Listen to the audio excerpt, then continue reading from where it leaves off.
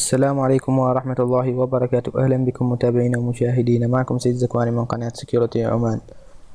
في بداية الأمر أعتذر عن عدم تنزيل حلقات في الفترات السابقة بسبب الدراسة تواجهنا الحين، لكن إن شاء الله راح أحاول في كل أسبوع أنزلكم حلقة مهمة،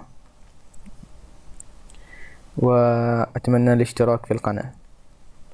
في هذه الحلقة إن شاء الله اليوم راح أشرح لكم طريقة تحميل وتنزيل أفلام مترجمة بجودة عالية ومجانا، وآخر الأفلام يعني أحدث الأفلام.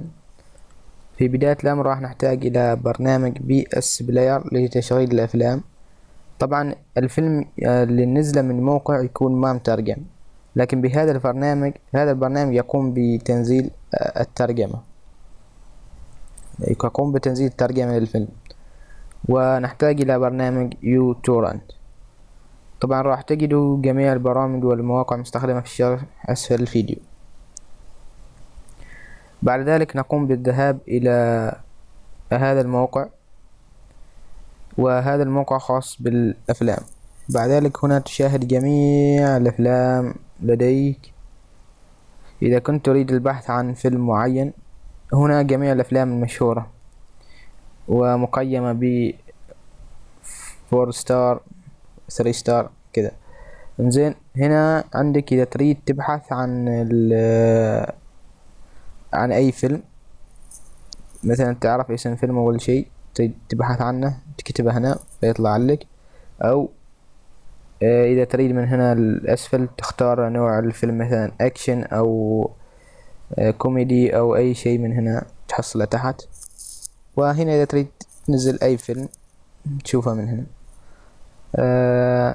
بعد ذلك مثلا اخترت الفيلم اللي تريد تنزله، مثلا هذا الفيلم. راح هنا تحصل فيديو إعلاني عن الفيلم، وهنا راح تنزل الفيلم. طبعا راح تشوف هنا في عدة جودات، في 180 1080p وفي 720. فالأفضل انك تنزل 720، او انك تشوف الأقل حجم.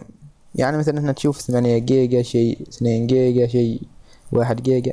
لكن هنا 989 MB، وعدد اللي نزلوه 449، يعني مثل ما تشوف هنا.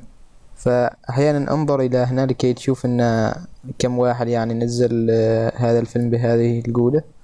ف720 تكون أمورها طيبة، فتضغط عليه داونلود وتنتظر شوية. طبعا انت عاد يكون مثبت برنامج اليوتورنت والبرنامج BS بلاير. بعد ذلك قم بالضغط على داونلود. طبعا انا هذا البرنامج هذا قصدي الفيلم نزلنا قبل، بس تسوي بيظهر لك هنا. لحظة، مثلا نقرب فيلم ثاني، مثلا هذا الفيلم. راح تجي هون تشوف مثلا هذا 952، منزلين 2000 شخص. سوي داونلود. راح تنتظر شوية لين يظهر هنا الفيلم.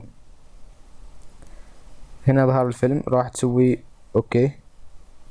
راح يتنزل عندك هنا طبعا.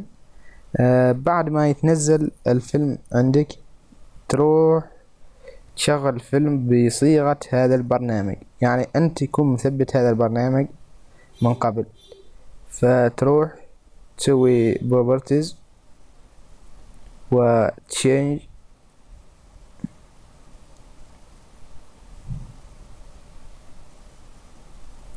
بعد ذلك تختار هذا المشغل، تقول له اوكي. الحين تشغل الفيلم. طبعا هذا الفيلم من قبل انا منزلنه.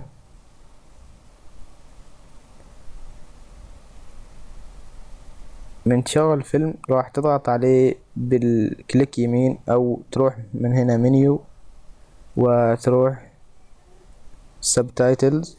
بعدين تروح تشيك، تسوي اول عشان تنزل الترجمة. يقولك الحين يبحث عن الترجمة. هنا يظهر لك الترجمات انجليش او اذا كان لازم يكون هنا تأكد من في الاسفل هنا يكون انجليش وعربي، يعني اللغات اللي تريد يبحث عنها الترجمات يكون باللغة العربية. اذا كان ما عندك اللغة العربية هنا وانت تريد اللغة العربية، راح تسوي اضافة لغة وتختار اللغة اللي تريدها منها وتسوي موافق، وهو راح يبحث لك اللغات اللي انت محددينها هنا.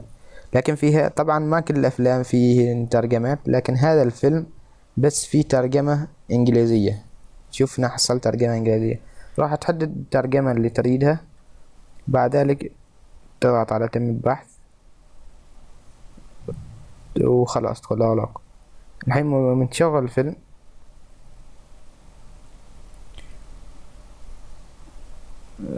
تشوف الفيلم الحين مترجم وكل شيء. فهذا هو. إذا شغلت بالمشغل ثاني مثلا نقول هذا المشغل إذا يشتغل، شوف مثل ما تلاحظ ماشي ترجمة للفيلم.